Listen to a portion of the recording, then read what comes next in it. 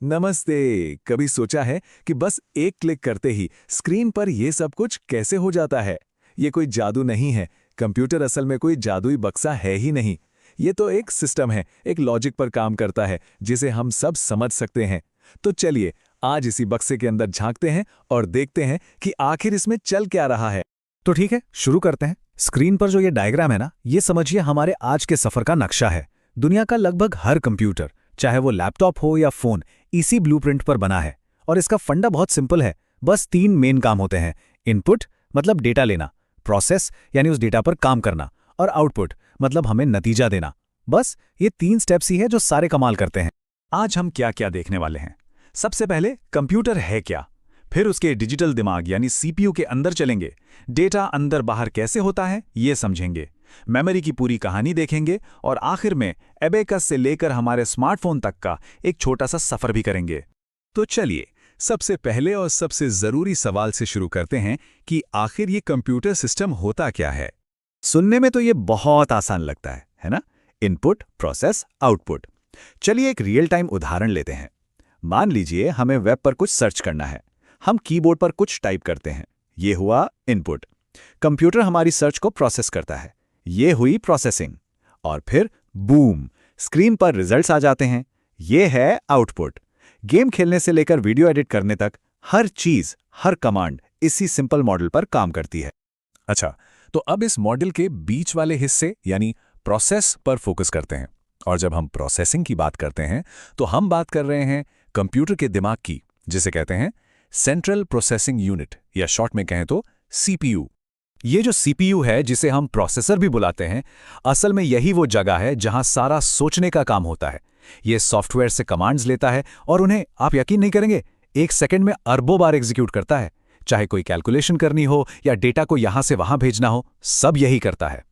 अब देखिए, ये जो सीपीयू है ना, ये अकेला काम नहीं करता। इसके अंदर भी 2 मेन हिस्से होते हैं। पहला है कंट्रोल यूनिट यानी सीयू। इसको आप एक ट्रैफिक हवलदार की तरह समझिए। ये ही पूरे सिस्टम को डायरेक्ट करता है कि कौन सा डेटा कहाँ जाएगा, कब जाएगा। और दूसरा है अरिथमेटिक लॉजिक यूनिट या एएलयू।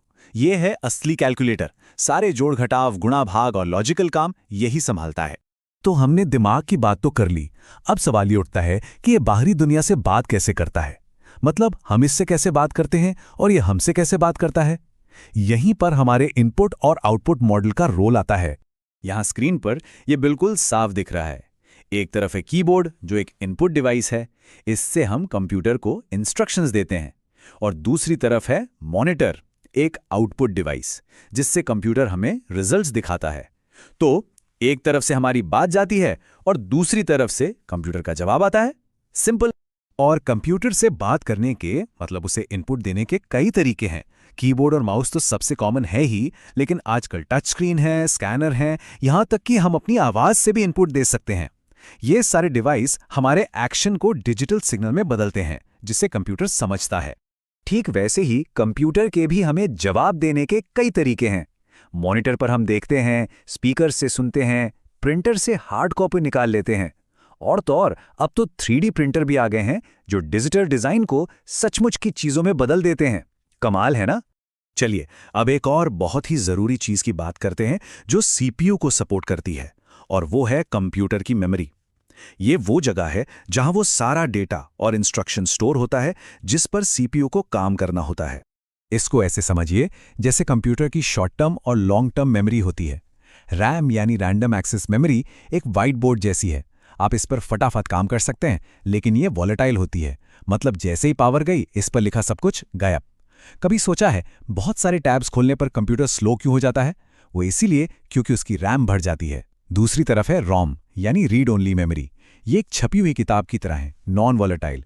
पावर जाए या रहे, इसमें लिखी जानकारी कहीं नहीं जाती। इसी में कंप्यूटर को स्टार्ट करने के जरूरी इंस्ट्रक्शंस होते हैं। अच्छा, तो सीपीयू सुपरफास्ट है और रैम भी तेज है, लेकिन इन दोनों के बीच में एक स्पीड का गैप होता है। उस गैप को भरने के लिए आती है कैश मेमोरी। ये तो सुपर डुपर फास्ट होती है। ये सीपीयू के बिल्कुल बगल में होती है और उन चीजों को स्टोर करती है जिनकी सीपीयू को बार बार जरूरत पड़ती है। यही कारण है कि जो ऐप हम अक्सर यूज करते हैं, वो अगली बार और भी तेजी से खुलता है। और जब डेटा स्टोरेज की बात आती है, तो हम बहुत बड़े नंबर्स की बात कर रहे होते हैं।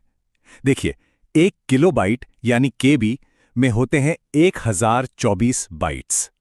फिर 1 मेगाबाइट एमबी में होते हैं 1024 केबी। 1 गीगाबाइट जीबी में होते हैं 1024 एमबी। और 1 टेराबाइट यानी टीबी में होते हैं पूरे 1024 जीबी। जरा सोचिए, आज हम अपनी जेब में खरबों बाइट्स का डेटा लेकर घूम रहे हैं। महान एलन ट्यूरिंग ने कहा था, एक कंप्यूटर को बुद्धिमान कहलाने का हक तब होगा जब वो किसी इंसान को यह विश्वास दिलाने में धोखा दे सके कि वो इंसान है। ये बात हमें सोचने पर मजबूर करती है कि कंप्यूटर सिर्फ कैसे काम करता है तक सीमित नहीं है, बल्कि ये क्या बन सकता है। ये हमें इसके एवोल्यूशन की कहानी की तरफ ले जाता है। तो चलिए अब जरा टाइम में पीछे चलते हैं और एक फटाफट टूर करते हैं कि हम मामूली कैलकुलेटर से लेकर अपनी जेब में रखे सुपर कंप्यूटर तक पहुंचे कैसे। ये कहानी शुरू हुई एबेकस जैसे बहुत ही सिंपल मैकेनिकल डिवाइस से, फिर पास्कलाइन कैलकुलेटर और बैबेज के एनालिटिकल इंजन जैसे आविष्कार हुए। लेकिन असली क्रांति तो तब आई जब वैक्यूम ट्यूब्स की जगह ट्रांजिस्टर ने ले ली, और फिर आया इंटीग्रेटेड सर्किट यानी हमारा माइक्रोचिप। इसी एक चीज ने आज की मॉडर्न कंप्यूटिंग को मुमकिन बनाया। और ये जो जबरदस्त तरक्की हुई, उसके पीछे का राज ये ग्राफ दिखाता है। इसे कहते हैं मूर का नियम। ये बस एक ऑब्जर्वेशन थी कि एक चिप पर ट्रांजिस्टर्स की संख्या लगभग हर 2 साल में डबल हो जाएगी, और पिछले 50 सालों से यही नियम टेक्नोलॉजी की इस रॉकेट जैसी स्पीड के पीछे है। इसी वजह से आज हमारे हाथ में जो फोन है वो 1960 के दशक के एक पूरे कमरे जितने बड़े कंप्यूटर से भी ज्यादा पावरफुल। तो हमने कंप्यूटर के छोटे से छोटे हिस्से को देखा और समझा, लेकिन कहानी यहां खत्म नहीं होती है।